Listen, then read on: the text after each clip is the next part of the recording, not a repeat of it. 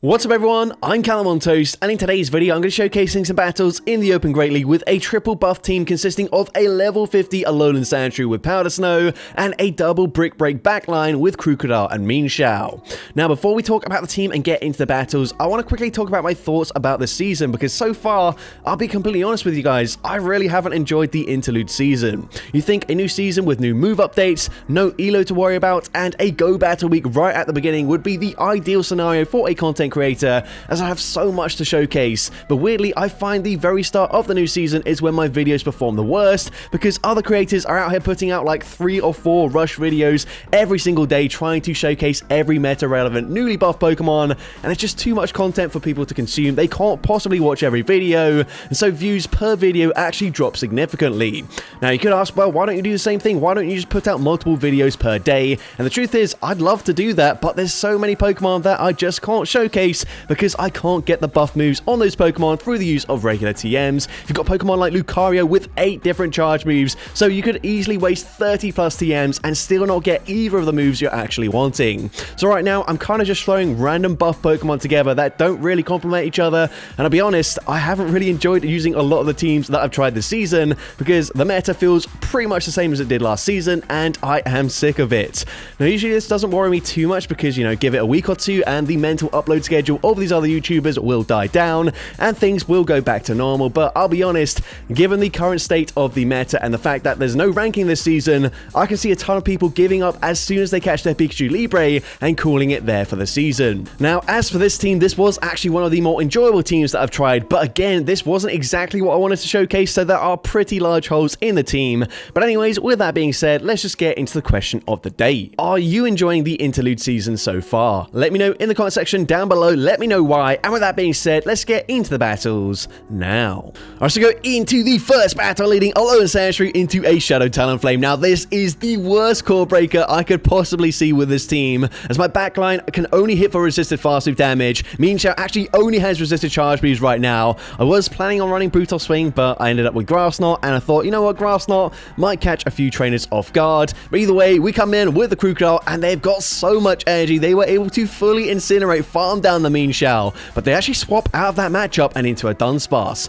Honestly, not that bad for me, as Crocodile is going to resist the fast move damage, but we've got to be smart about how we play this out here. So what I'm going to do, I'm going to no-shield this, and then I'm actually going to swap into my Alolan Sandshrew. I'm now going to shield once, and then try and commit to a full Powder Snow farm down. Of course, I'm taking neutral damage from the rollouts, and Sandshrew able to get the full farm down there. That is huge for me. We've got a ton of energy now, but they actually come in with a Credilli, basically just looking to sponge some damage here and then swap back into the Talonflame, which they do. Of course, I'm going to have to tank one Incinerate here. They now have energy for the next charge move, so I swap into my Crocodile and I force the opponent to throw.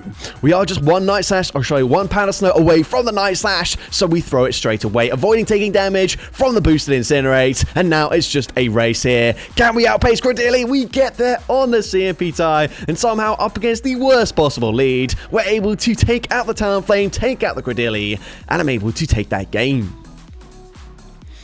So, GG's up on there into the next battle, and another bad lead matchup for me as we see a Pangoro, another core breaker to the team, but we're going to swap into Crocodile, and I'm met with a Jellicent. Honestly, not that bad for me since I am ahead on energy, and the opponent actually calls a bait there potentially, or maybe just not expecting that to do as much damage as it did, so now I can shield once and commit to the farm down. The opponent will need to throw here, otherwise I'm going to reach a Brick Break, and Brick Break is super effective. Brick Break is going to grab a shield, and the opponent not committing to a full farm down. That is huge for me, but not only that, because I've debuffed them and Mienshao is so attack weighted, they go for one extra Karate Chop and we get the full farm down. But unfortunately for me, it's the Talonflame in the back once again, but we go for Brick Break. Brick Break is going to grab the final shield, and I'm actually able to bank a Brick Break there. I guess I didn't really need to do that. I probably could have just thrown the charge move, but we swap into our Sandshrew, the opponent committing to a farm down, but Night Slash gets the KO, and I'm able to take that game.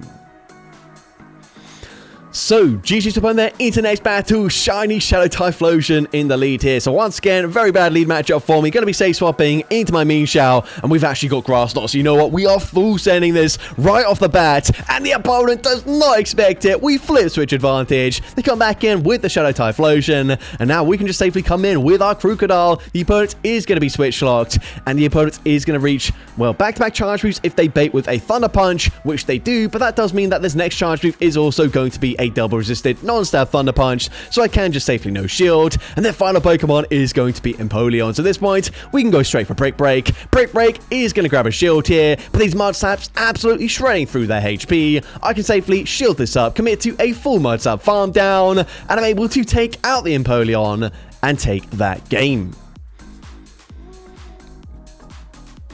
So, GG's opponent there into next battle. I can see a Fearow in the lead. So, a great lead matchup for me finally. And the opponent is choosing to stay in. So, clearly, double weak to the Sandshrew in the back here. Or at least in the lead. And one of the Pokemon in the back. So, at this point, we're going to look to overfarm.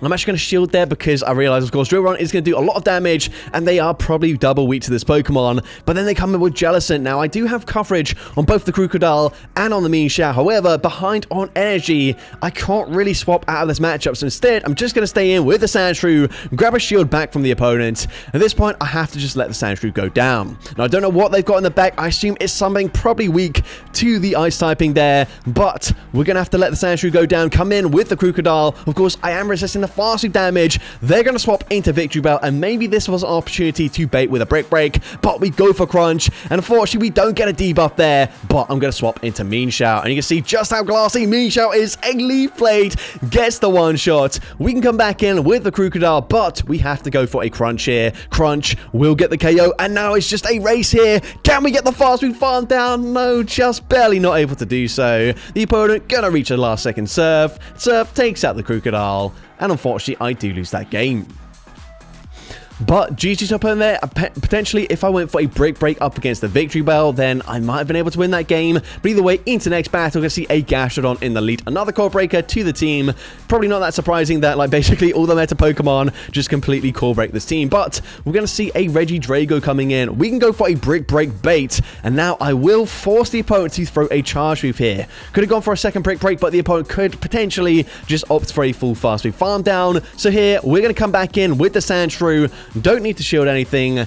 If the opponent is going to go for a Dragon Energy, would deal decent damage, but they actually go for a non-stab Vice Grip for some reason. They come back in with the Gastrodon, and I'm going straight for Night Slash. Night Slash gonna be shielded, grabs a final shield, and their final Pokemon is going to be a Ludicolo. But that's fine with me. We can go straight for Brick Break here. All shields are down on the opponent's end, meaning I can shield this and then commit to a full Force Palm farm down. I believe I am one away from the next Brick Break here. The opponent comes back in with the Gastrodon. They're opting for the full Mud Slap farm down, but it doesn't matter. Brick Break gets the KO from that range, and I'm able to take that game.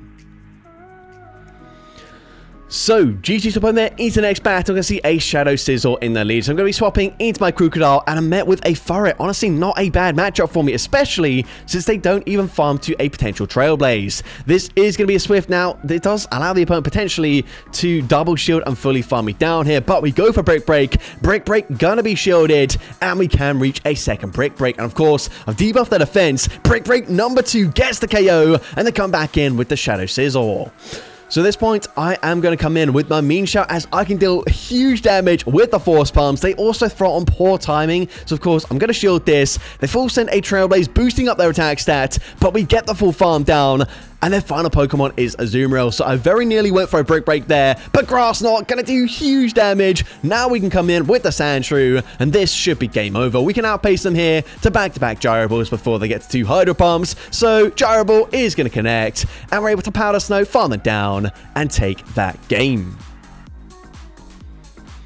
So, GG's up on there into the next battle. You see Gourgeist in the lead. Another really awkward Core Breaker for the team. I'm going to stay in initially, actually go for 4 Powder Snows because I can only tank, well, I only tank 1 Incinerate damage there on the Sandshrew, so that is optimal for me. However, we then come in with the Crocodile where I'm going to have to use both my shields for these Seed Bombs, so definitely not ideal. I'm going to farm to back-to-back Brick Breaks here because I'm pretty much guaranteed a shield here, and then of course I can at least double debuff their defense, but either way, we're still not going to win this matchup. They don't need to shield this now, and they actually don't. So Brick Break, of course, double resisted. The opponent gets to another Seed Bomb there. Seed Bomb gets the KO, but now I can actually Powder Snow farm them down.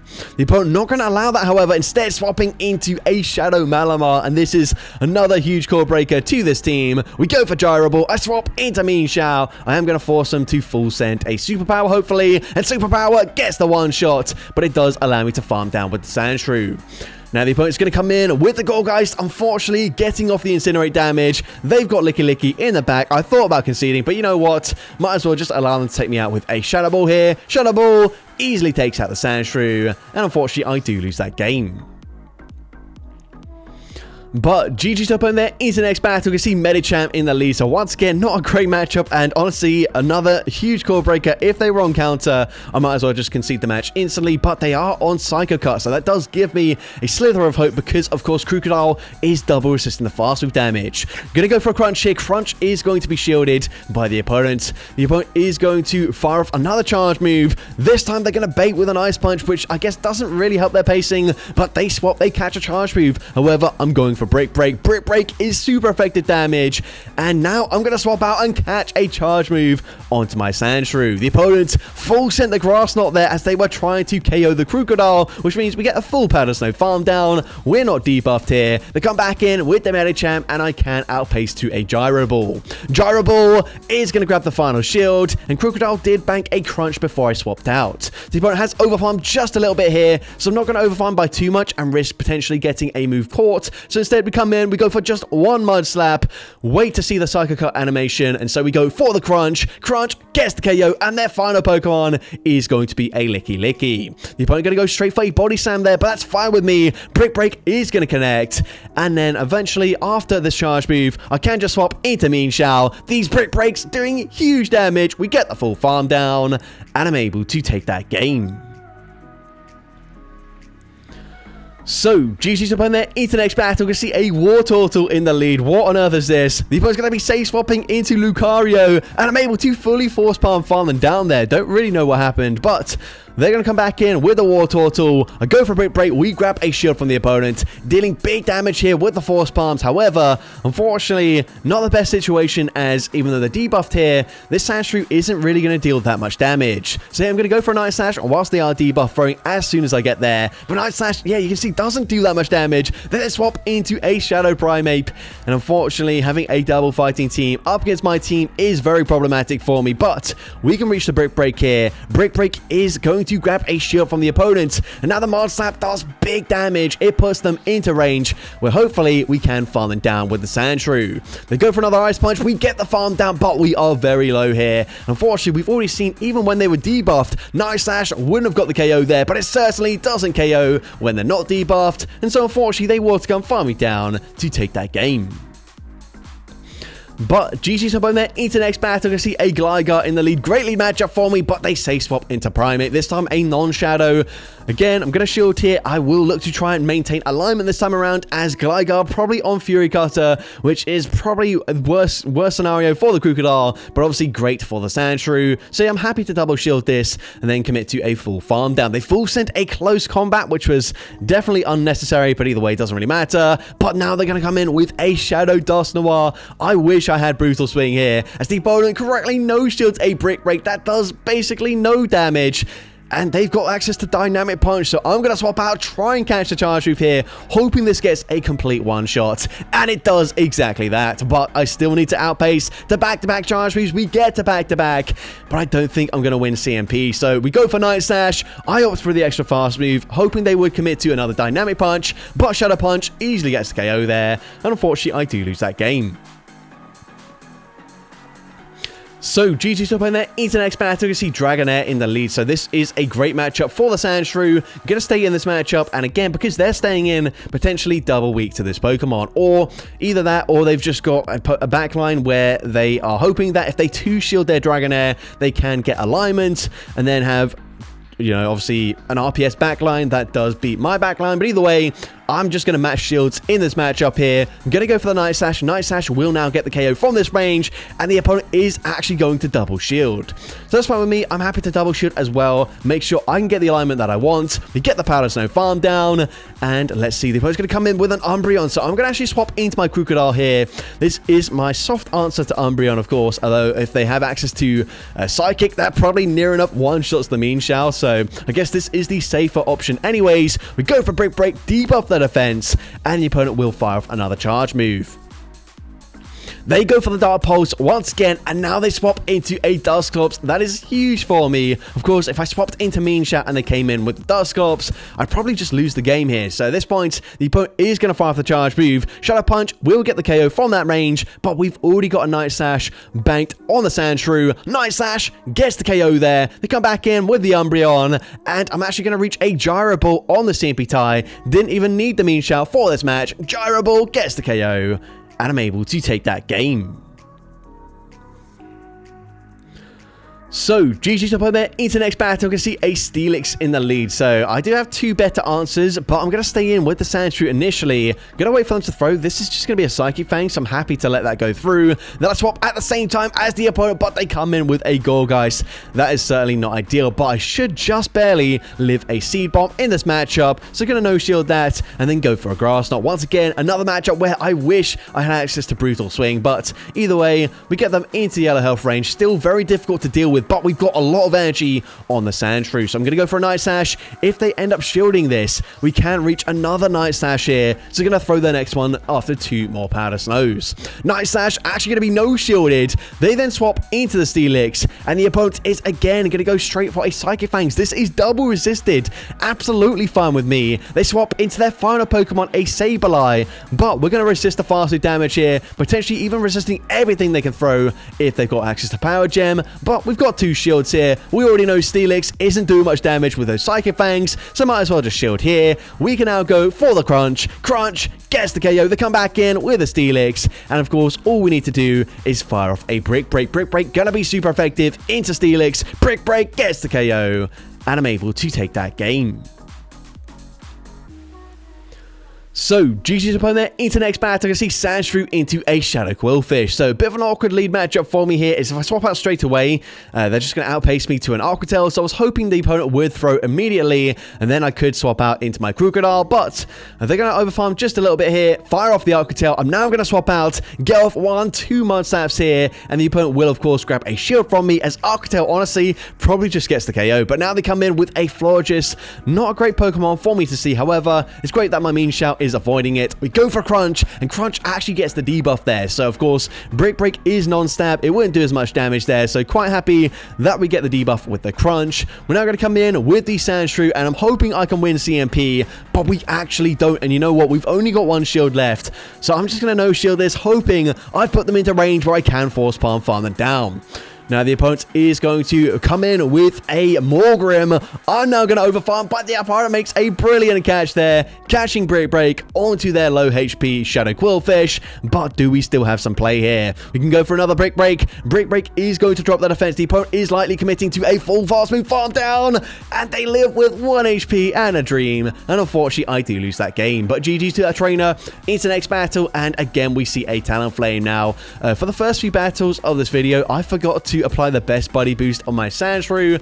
I believe now that is a nighttime battle, I have remembered to actually equip it as my buddy. But again, we're seeing a Talonflame here. Really awkward situation. This time it's a non-shadow, so we do at least get them into the health range. However, it means they actually got more farm as they took out the Mienshao. And going for Flame Charge, they're boosting up their attack stat anyways. So I'm forced to double shield here as they go for a second Flame Charge. But Crocodile would be able to fully farm them down. So the opponent actually swapping out into Trevenant. Crunch does huge damage. We get the Mudslap farm down. And let's see, the opponents are now going to come in with their final Pokemon, a Jellicent. but we still have play here. Gonna go straight for the crunch. Crunch is gonna grab the final shield, and the opponent, of course, gonna have to throw a charge move. Surf gets the KO. We come in with the Sand Shrew. The opponent gets off one Incinerate, but we get the farm down. But unfortunately, of course, Jellicent much faster to the Shadow Ball this season. We can go for Night Slash, but they will outpace me to the next move here. Shadow Ball coming through, but we barely hang on, this time with 1 HP and a Dream. That is purely down to the best buddy boost. And as a result, we get off the Night Slash, we take out the Jellicent, and I'm able to take that game. So, GG's to opponent there into the next battle. You can see a Scizor in the lead, this time a non-shadow. I'm swapping into my Crocodile, and unfortunately met with Altaria. Kind of needed to bait out this Pokemon. However, Altaria, a bit annoying for me to deal with, because Sandshrew, of course, is going to take double super effective damage from Flamethrower. Now, the opponent actually shields the first move, and they're just committing to a full farm down. That is worst case scenario for me, even with a debuff to the defense, like I just got with the Crunch there. I'm not going to be able to Powder Snow farm them down before they get to back-to-back charge moves. So I will be shooting the first one. They do full send the Flamethrower right off the bat, but they do already reach a second Flamethrower. So we're going to shield this as they go for the second one. They then swap straight away back into Scizor. So at this point, I've got no shields remaining. Night Slash doesn't deal that much damage, so it's not the worst situation, especially since they are a non-shadow. We can grab the final shield there. I did think about swapping, but I'm actually thinking, you know what? I should live the Night Slash here and get to my own. So we do live it. We can fire off the Night Slash. This still won't quite get the KO here. So of course, one more Force Palm from the Mienshao gets the farm down. And what do they have in the back? They've got Dunsparce, and the opponent tries to catch a charge move. It does not work out, and as a result, we can reach the Brick Break, and of course, super effective damage up against Dunsparce. It gets the KO, and I'm able to take that game.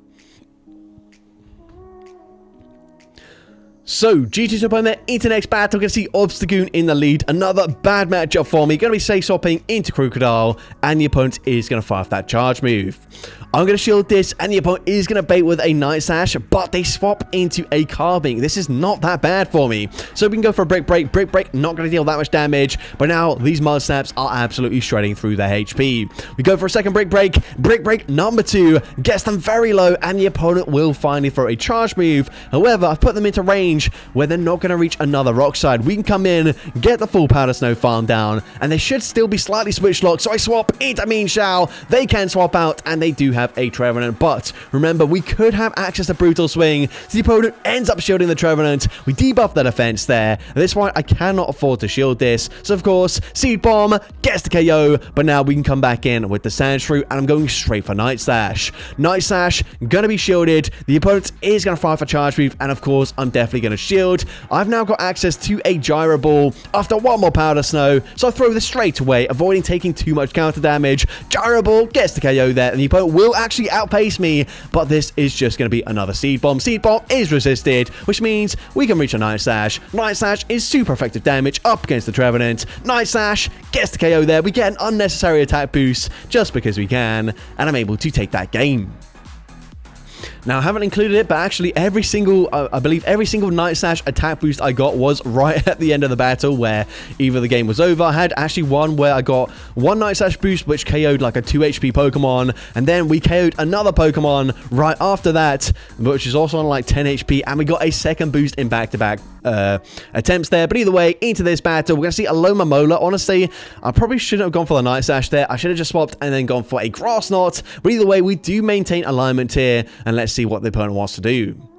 They're going to come back in with the Victory Bell, so I'm just going straight for a Brick Break. Brick Break is going to be no shielded, but they go for an overfarm there. That's fine with me, but they're now going to have a Talonflame in the back, and this is once again very tricky, especially since this time they've actually got 2 shields still in play. They do let the Night Slash go through, not really ideal for me, but I guess it would do more damage than the first Brick Break. At this point, they're going to have to start shielding, so we go for a Brick Break of our own. Brick Break is going to be coming through here. Brick Break does grab the shield, and the opponent does actually allow me to reach another Brick Break, but I need my Switch Lock to come up right now. Unfortunately, not quite up in time. The opponent has a charge move. We've got the Night Slash, but we lose CMP, and as a result, Flame Charge takes out the Alolan Sandshrew, and unfortunately, I do lose that game.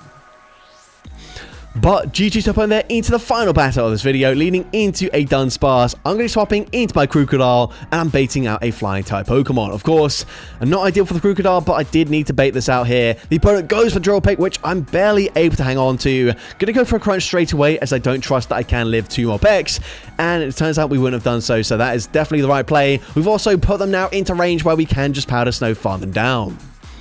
The opponent's going to come in with the Dunsparce. I'm swapping straight away into Mienshao this time around, and they've got a Shadow 2 cannon in the back. So once again, definitely not ideal for me, but we do grab a shield advantage this time with the Brick Break, dealing big damage with the Force Palms, once again putting them into fast speed farm down range, but they go for a Beak Blast, debuffing my attack stat, which means this is going to be quite difficult to take out the Dunsparce, but they've got minimal fast speed pressure, we do have a shield advantage, and we are able to connect with a Gyro Ball. So at this point, I'm going to shield this as they fire off the Drill Run. I feel like now I have to bait with a Night Slash, so I am going to bait, and Night Slash is going to grab the final shield. The opponent is going to allow me to reach a Gyro Ball here before they get to back-to-back moves. Gyro Ball takes out the Dunsparce, and I'm able to take that game. So that's going to be it for today's video. If you did enjoy it, please make sure you leave a like, leave a comment letting me know, and as well, don't forget to respond to the question of the day if you haven't done so already. And if you want to see more content like this in the future, make sure you hit that subscribe button and turn on post notifications. That way you'll be notified whenever I upload a new video. Now if you want to take your support to the next level, you can become a channel member with perks including early access to new videos, shoutouts at the end of each video, custom loyalty badges, and custom emojis to use in the comments of every video. I want to say a massive thank you to everyone that has become a channel member already. Your support is greatly appreciated. And with that being said, thank you so much for watching today's video, and I hope you have a great rest of your day.